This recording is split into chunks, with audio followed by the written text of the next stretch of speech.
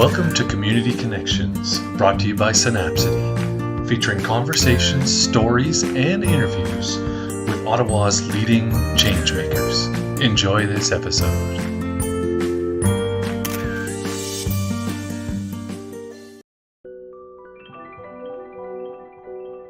Today on Community Connections, brought to you by Synapcity, we feature part one of an interview with our co-founder, Manjit Basi.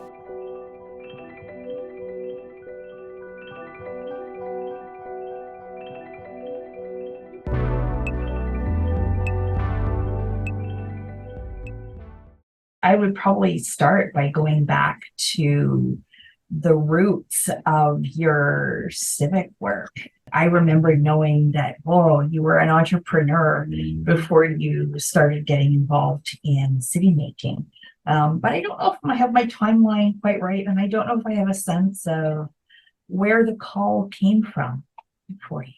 Such a big question, actually, because I don't know if I've actually ever really thought about where the call came from. But what's immediately flashed through my head right now is that my sense of community and what community means would go back right to my childhood, I think. We were an immigrant family. I was born in India, and we were living out in Vancouver. That's where I was raised.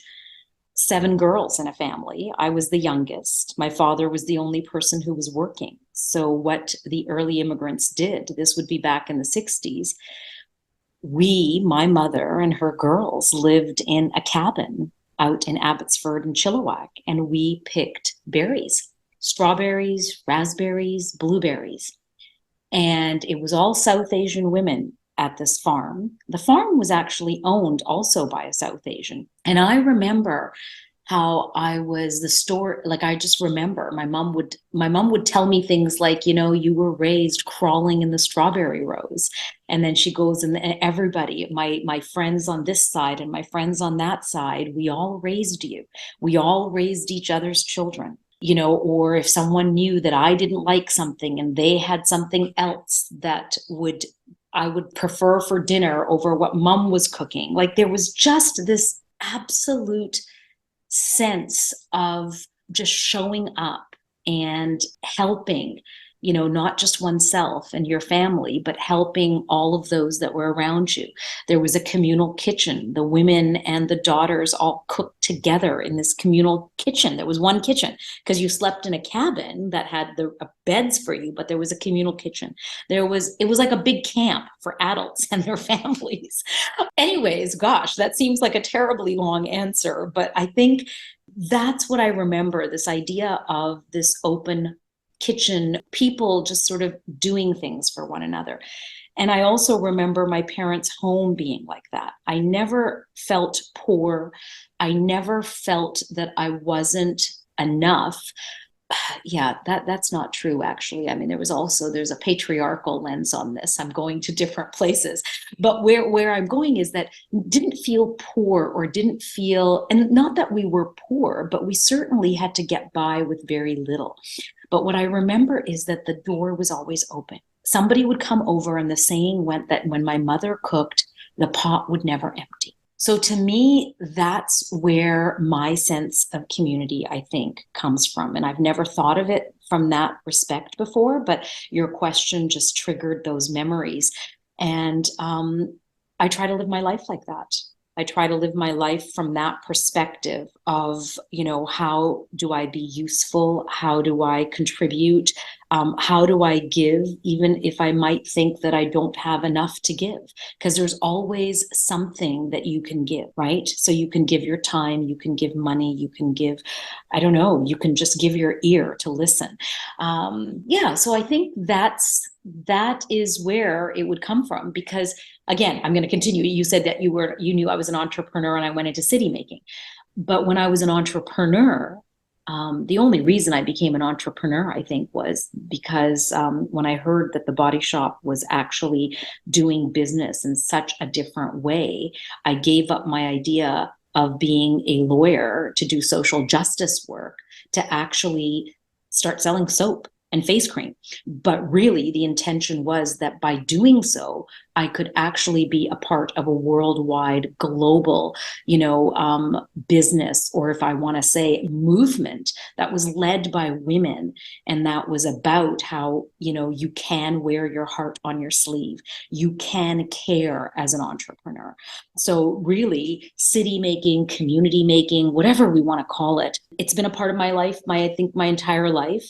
And when I went into business, the whole point of it was that I could actually also make a difference as a business person. Because at the end of the day, an entrepreneur or a business person actually has more money and more agility and more ability to do what they want with their money than many other sectors do. So, Susan, I do not know if that answered your question, but it took me into a little story of my history. And all the stories, they're such a privilege. I've had the privilege to talk to you sometimes about hope, and about hope for a better world, about hope for our communities, about hope for people. Can you tell us a bit about how you first got involved with this organization or group of people that became what's now Synapcity? Community making, or whatever have you, city making, was really a part of all of these little things I was doing as an entrepreneur anyways. And I was volunteering. I was sitting on boards. I mean, I was in my own way, in my individual life, I suppose, doing what I thought was important for a citizen to do in a community, right? Like, I felt it was my responsibility to go volunteer, to go set up a candle making project with street youth at the Rideau Street Youth Initiative back in the early 90s, So it was ways of helping build, capacity, make people feel good, make people thrive, I suppose. And sitting on boards was another responsibility that I just sort of started, I think from my volunteer work, it started to grow that people asked me to be on boards. And then all of a sudden I was doing that. Anyways, I'm not sitting here trying to pat myself on the back. I'm trying to think of the trajectory here, because I've never really thought of it that way, that what would lead to that. And then what happened is, then there was folks like, I think the most direct connection would be that because of all of this way that I was doing work, Greet Hale, the lovely, great Greet Hale, one of the Morrison sisters who locally here, who was one of the founders of the Community Foundation of Ottawa, introduced me to Barb McInnes, who was the CEO of the Community Foundation.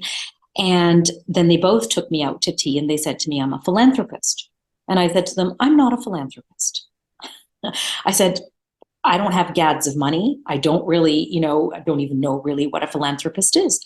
And they said, no. And I don't know how they knew about me or what they'd heard about me or anything. And they said to me, the way that you conduct your business, the way that you're doing work in the community, you are a philanthropist. You care deeply about your community. And then they got me involved in founding Leadership Ottawa. So I think that would be the most direct connection. So back, I don't know when it was, my goodness, I guess it was 1995, 1996. Then there was a group that came together, and these stalwarts of the community. And then there was little old Manjit sitting there, and we were the founding board, founding group that basically created Leadership Ottawa. And Leadership Ottawa, as Greet would always say to me, was that, because from her being the honorary advisor, she handed the baton to me to be the honorary advisor for that group and chair the board, and then just continue on my career with them in terms of from a volunteer perspective. The whole impact of the whole intention of that Leadership Ottawa program, based out of the one that was founded in 1952 in Philadelphia, when there was the Great Fire of Philadelphia. Like, how do we actually resurrect communities? The point of that program was to bring people in from all three sectors or various sectors to actually build leaders that were going to be community leaders that cared very deeply. So that's really, I suppose, the most direct connection in terms of thinking about what does it take to get people to engage and care deeply about their communities.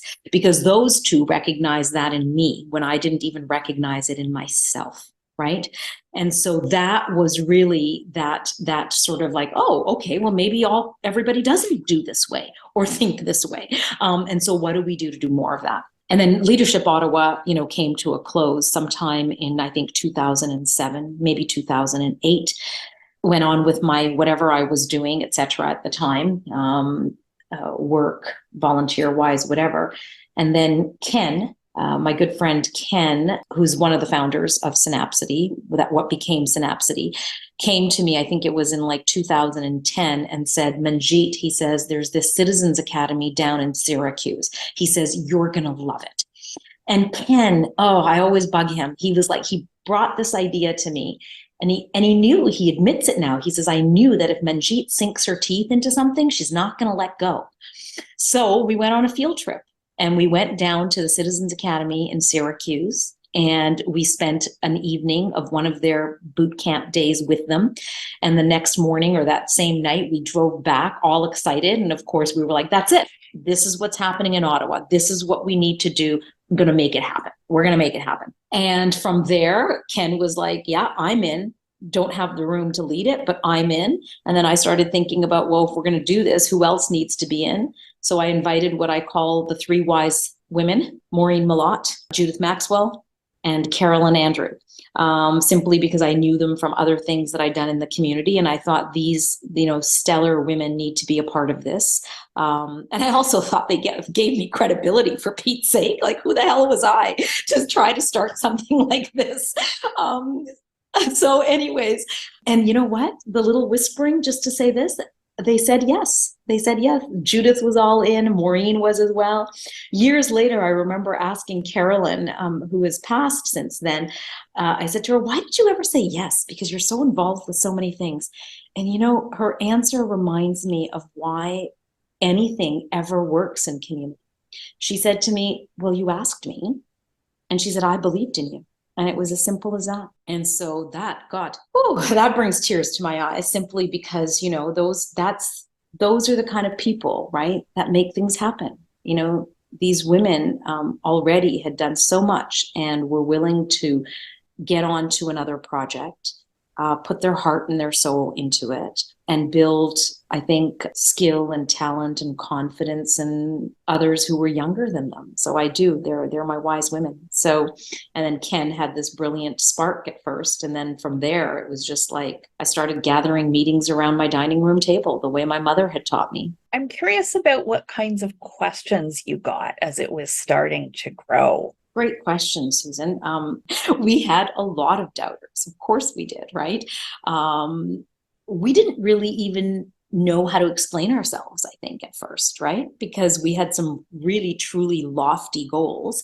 Dialogue hasn't gotten easier since you started it. So I know, right? Because when you're talking about sort of, I don't know if ephemeral is the right word, but I think that when you're talking about these sort of really lofty, really hopeful, big sky ideas about how you envision how everyone in your community could feel that they belong, that they are responsible for creating it and want to engage and get involved in offering their talents and helping others.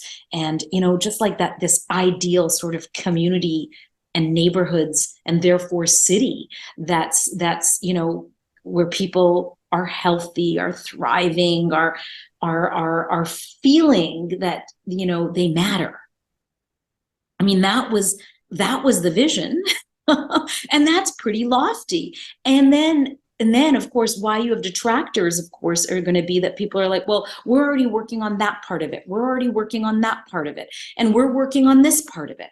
And so, what's the use of having you folks? And I don't know if we really always knew how to answer. And we were, I think, a little bit caught off guard when people asked us this, because we just thought it was just so blatant to us and so obvious, like, oh, that's the missing piece. Like, this is the missing piece. We need to do this, And yet, I think we didn't even know how to word very well what it is that we have to do, right?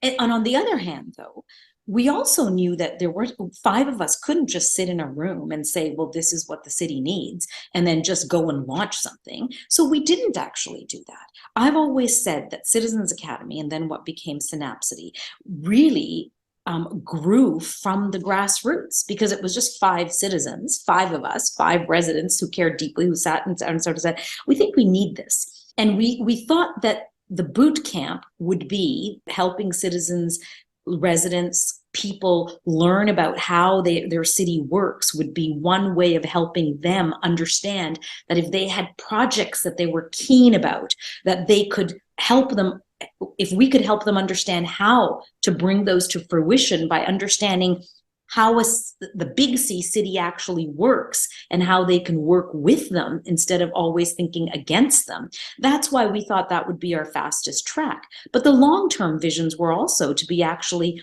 were around process. How do we create better processes that would actually help people listen to one another in better ways? Because most of us, we felt, wanted the same thing. We all want to contribute. We all want a roof over our head. We want some healthy food.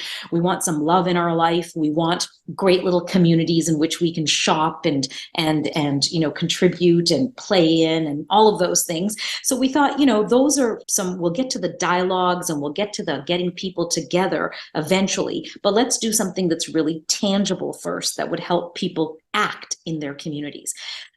Again, I feel like I'm giving you this really long answer, but where I'm going with this is that so we knew that we had this idea, but we had to take it out. So what we did is we actually funded our own on consultations, if you want to call it. So we went out and we held in church basements, whoever would give us free space. We made long lists of people who we thought should tell us what we're doing is good. So we invited other not-for-profits. We invited who we thought were community leaders. We invited staff from the city. Like, we just invited tons of people and we said, hey, we've got this idea. We want to know what you think. We got feedback. We got people going, we don't need you. We got people saying, we're already doing what you're doing. How would you do it differently? We got people thinking that we were going to be competition to them. We got folks that work at the city who said we don't need a whole bunch of more consultants. We got all kinds of things. And, and I remember sort of going, but we don't want to be consultants to you, or we don't want to be, actually, we don't want to do the work you're doing. We think it's great. We actually want to be, hopefully, some way a bridge or some kind of key infrastructure without an actual agenda, let's say. Like, yes, you have an agenda or an idea that some of these things we could bring people together. But for us, it was more about the process, about the fact that, we could be non-biased. We could be this non-biased sort of middleman who could really co-create and hold space in different ways for people to actually help connect people, to actually help serendipity happen. Eventually, the name Synapcity came to help these sort of synapses happen. These ways that we could all connect. I probably answered more than one question there. I don't even know if that answered your original question, but absolutely we had detractors. People had no idea why we wanted to do what we were doing. I actually remember even having someone refuse, a key leader in the community refuse to take part of it because they were like, if you have anything to do with the big C city, I don't want to get involved because, politics are ridiculous. When you hear that kind of stuff, it emboldened me and impassioned me even more to the fact that we needed something like this, because even municipal politics can be so polarizing, right? Communities can be so polarizing, where we just don't understand one another, where we just, have assumptions about one another. So our whole gig at that time, then, creating the boot camp, became about how do we actually demystify all of this? How do we try to get people out of their assumptions of one another and really truly listen? And then therefore from there and some deeper understanding, and care, more people could actually act on those things that were important to them in their own city. And when you think of these early years of your work with Synapcity, I'd be curious to hear about some of the highlights that stood out for you. Well, I had a ball calling up people for coffee and saying, I got an idea. Can I talk to you about it? I love that. Those were all highlights. Somebody would agree to a half-hour coffee. And then, 2.5 hours later, they would say to me, I don't know, but okay, I'm in. I don't know what you said, but this sounds amazing. I'm going to volunteer, or I'm going to be on a panel, or I'm going to contribute in this way. Like I just have a ball doing that, right? If I can somehow pass my passion for something on to somebody else, I find that very exciting. Not to coerce or influence in a different, in a not great way, but I think when I get excited about stuff, that passion just passes on, and somehow people want to be involved in it. So I think that for me, I think that was the highlight, because I was in there. Like I was just like, we're going to make this happen, and this is going to work. And I was just so excited about the possibility of it. So I think those were some of the highlights. I mean, and come on, the Awesome Ottawa grant. I mean, we had no money. When we did our little consultations, it was, us making the food, getting a free space, putting all of the stuff in. So when we got the Awesome Ottawa grant for $1,000, I mean, I don't know. I didn't even know about Awesome Ottawa, wrote the grant, and then we got the money, and I was just like, okay, they seem to understand what we're doing. So you know what? That gave me the confidence to think that other people will understand what we're doing. So that was definitely a highlight. Gosh, there's so many. I'm going to mention maybe as they're coming up for me. I'm going right back to the beginning, and then the other one was, well, when we finished, when we when we gave over the design of the modules to other citizens in the community, who volunteered to set up these curriculum activities. And then when we got feedback, like I remember Valeria Swa saying, she goes, I would have never thought that I could chair a curriculum committee on governance. And she said, I can do anything now, she goes, because you guys believed in me, and you said to me that you would be perfect for chairing this, and this committee. So I mean, those kind of highlights. And that's why I say that when people, you give people these opportunities, and all of a sudden these amazing things happen. Or our first boot camp, and we did the evaluation, and people were like, oh my God, I think most boot camps, all of the boot camps we ran, I think we had over like 90%, 95% ratings of how amazing it was, about how good the food was. I mean, that's another part of my hosting. The food's got to be good, and plenty of it. So people come, people actually, giving us this feedback that this is what they needed, and yet they didn't even have any idea that's what they needed, and that they had no idea what to expect when they would come to boot camp, but they loved it. Right? Like, so those were some of my highlights, right? Or I can't forget the fact that, when the projects, when people went and actually thought of projects during boot camps and then delivered on them, and so many of them are still going on in the city.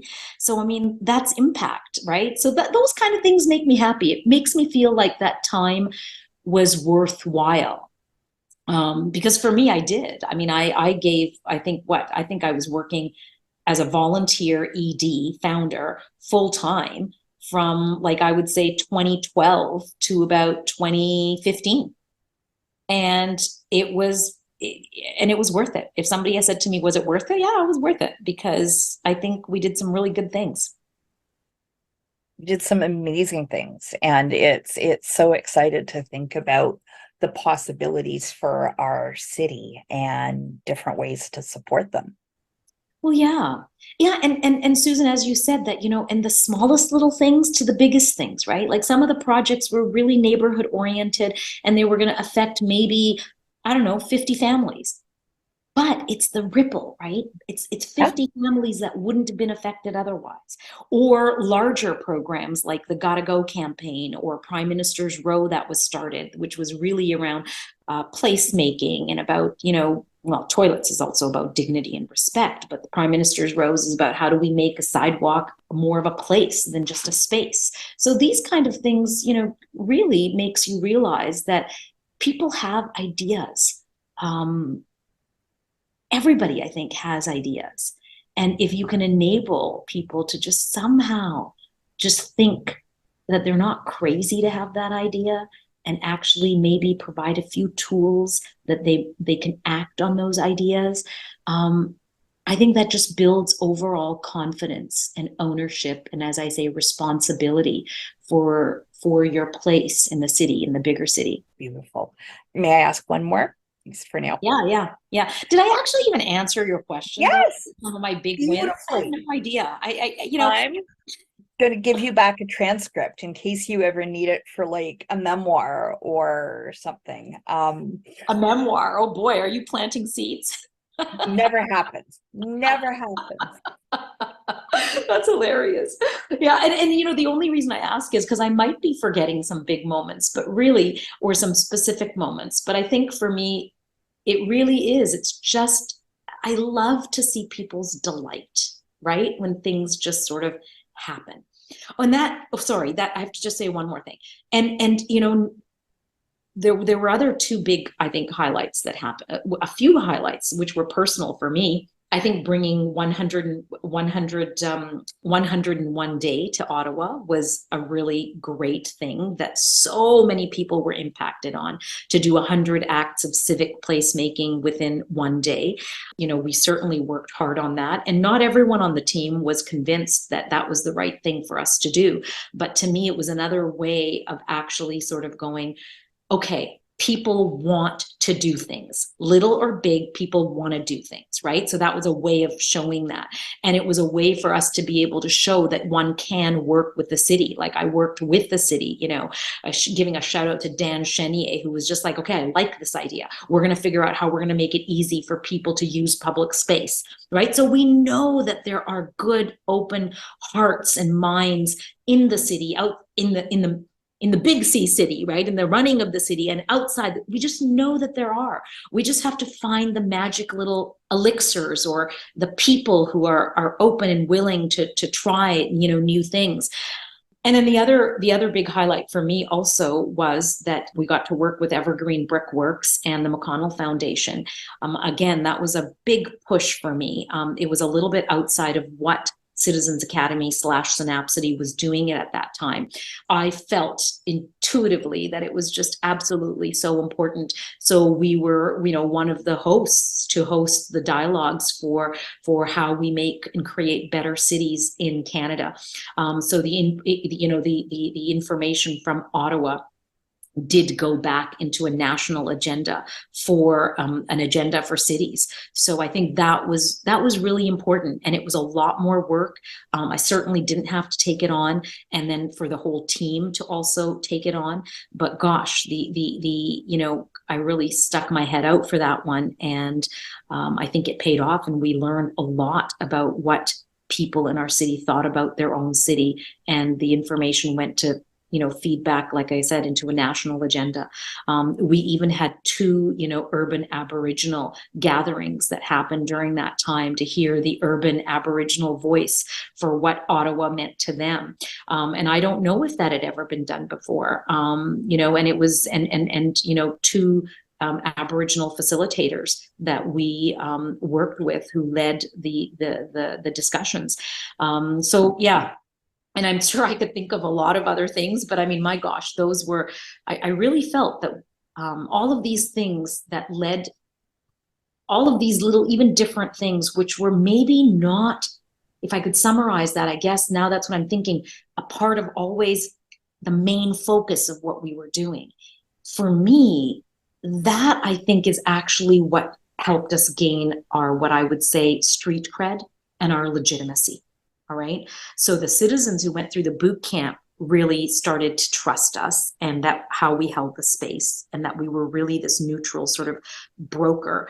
But I think then folks in the big C, I don't know what to call it, but in City Hall, started to have that faith and trust in how we held the space.